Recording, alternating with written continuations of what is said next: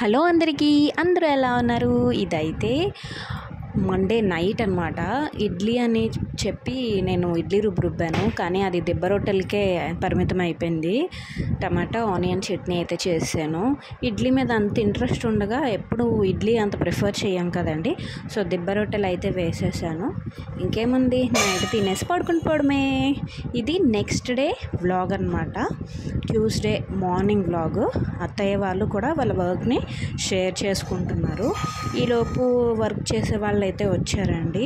అంటే ఇటుక దించారనమాట. లోడ్ వచ్చింది. వర్క్ చేసే వాళ్ళు వస్తానని చెప్పారు, బట్ రాలేదు. ఈరోజు వర్క్ అయితే ఆగిపోయింది. ఇటుక కొంచెం లేట్గా రావడం వల్ల మార్నింగ్ అయితే ఇంకా మేస్త్రి గారు ఇటుక రాలేదని చెప్పేసి ఆయన రావడం మానేశారు.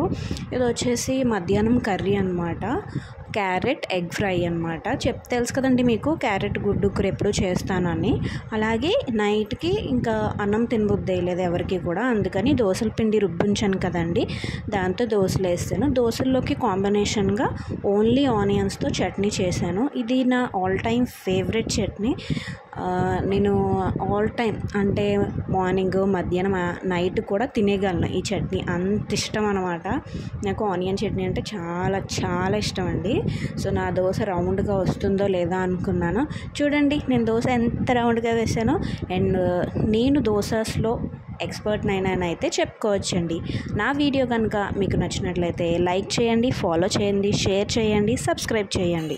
అలాగే నా ఛానల్ని చాలామందికి రికమెండ్ చేసి నాకు సబ్స్క్రైబర్స్ని పెంచాల్సిన బాధ్యత మీదేనండి. ఇంకొకటి ఏంటంటే, ఏదైనా నా వీడియోస్ కనుక మీకు నచ్చలేనట్లయితే అది నాకు కామెంట్స్లో తెలియజేయండి. మా పాప ఖ్యాతి కూడా దోశలు తినడానికి రెడీ అయిపోయింది. Bye bye.